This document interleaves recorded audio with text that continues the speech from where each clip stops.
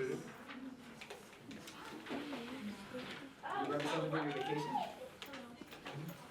Vacation? I am Mike DeMonte. And I don't just mean I am a teacher and journalist.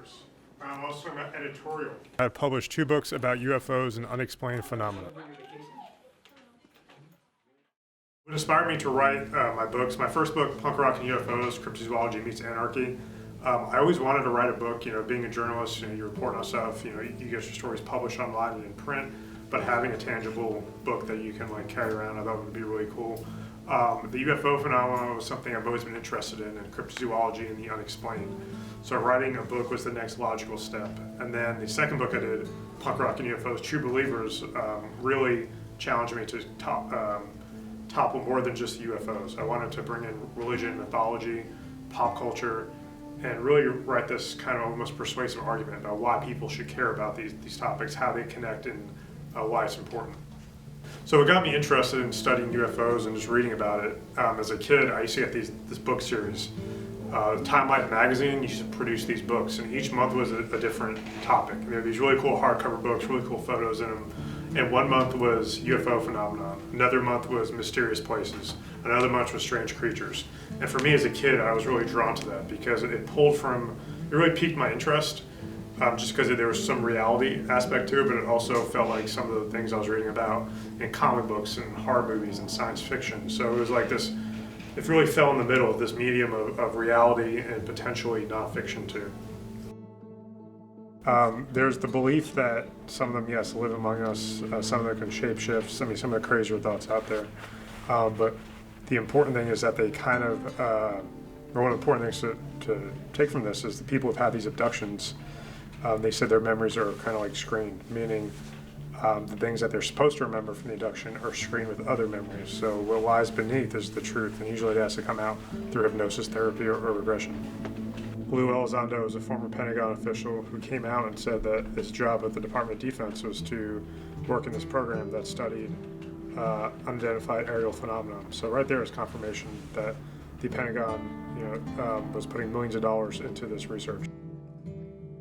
I've talked to many people where it's happened to, and these are people who previously didn't believe.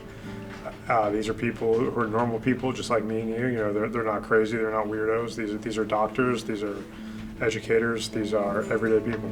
The idea that we're the only intelligent species in the universe is kind of arrogant. If you talk to any physicist or any scientist, it's absolutely mathematically possible that we're not alone in this universe. So I just think it's a really small-minded way to look at not just the world, the universe. Area 51 is a really fascinating case because the base does exist. What is actually housed there, that's the mystery. I think, the story of Bob Lazar is back in the media. He's a physicist who's claimed to work on re-engineering crash UFOs at Area 51. And obviously, Storm Area 51 became a big story this year. It started off as just this ridiculous idea in Facebook post, which in all actuality is an awful idea, storming a government military-run base, and it's a good way to get shot. But it did drum up a lot of interest again in Area 51 and in the topic of UFOs, which is, has returned back to the mainstream media as well. I think the only bad thing about the Storm Area 51 movement was that it detracted from real UFO stories. The unexplained in general is important because it's something that, it's the reason why progress isn't made. A lot of people like to just stick their head in the sand and think, oh yeah, someone saw a UFO sighting, and then the story ends. I think that's been a problem kind of through media coverage throughout the years. There hasn't been enough follow-up stories. But now the media is giving it the attention it deserves. And I think, I talked about this in my book, Punk Rock and UFOs, True Believers, the challenge we have is the average person really doesn't have time to kind of dig into this stuff. We have our own things to worry about, our own problems, rather solving the problems of the universe. I've done television before. I did Fox 26, discussing kind of my belief in UFOs and why these stories are important. Most appear on Spectrum News Austin, which is a Austin News Network as well.